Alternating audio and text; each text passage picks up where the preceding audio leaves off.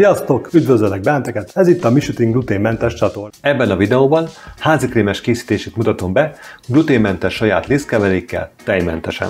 Először a tésztát készítem el, amihez egy tálba kimérem a száraz alapanyagokat. 85 g rizsliszt, 25 g kukoricakeményítő, 25 g kukoricaliszt, 20 g burgonyakeményítő. Ezeket a száraz alapanyagokat alaposan összekeverem azért, hogy később a folyadékkal érintkezve ne csomósodjon össze.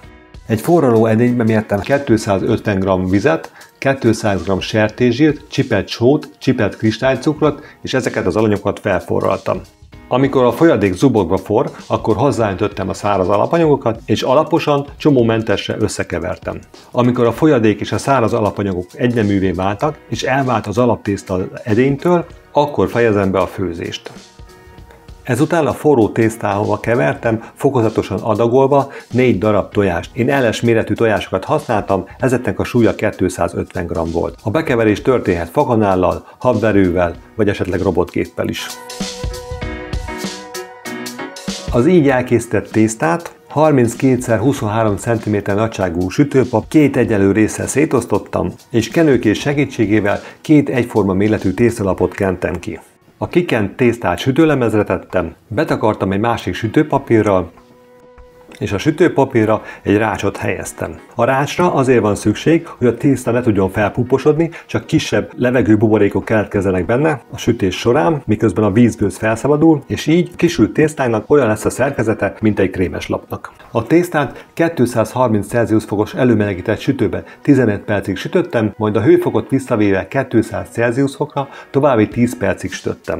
Az egyik kisült tésztalapot egy tálcára tettem, köré vastagabb, keményebb kartonból keretet készítettem, aminek az oldalát megtámasztottam pohárral vagy más tárgyakkal. Természetesen akinek van fém betöltő kerete, akkor azt használja a betöltéshez. Ezt technikát csak azért mutatom meg, mivel nem mindenkinek van otthon betöltő keret. Ezután megfőztem a tojásfehérje habbal lazított sárga krémet. Egy tálba mértem 150 g kukoricakeményítőt, 110 g kristálycukrot, egy vanillarút kikapart magját. Ezeket az alapanyagokat alaposan összekevertem, azért, hogy a későbbiekben ne csomósodjon össze. Egy forraló edénybe mértem 1300 g rizsitalt, amit meglanyosítottam, és annyit öntöttem az összekevert száraz alapanyagokhoz, hogy egy sűrűn folyó krémet kapjak. Ebben az alapkrémben elkevertem 5 darab tojássárgáját.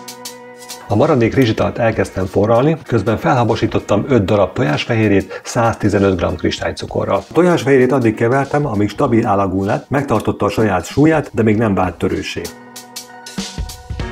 Közben felforrt a rizsital, és hozzákevertem a hígított tojássárgája pudingpor kristálycukor elegyet, és addig főztem, amíg teljesen besűrűsödött.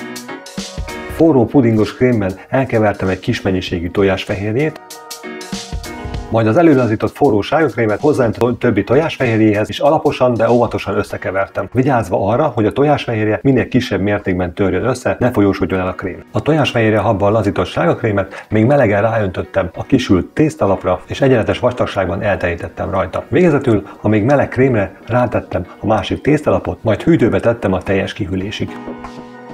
A kihűlt krémest forró vízbe váltott késsel tetszőleges méretűre vágjuk. Tetejére porcukrot szórunk díszítésnek. Jó étvágyat hozzá!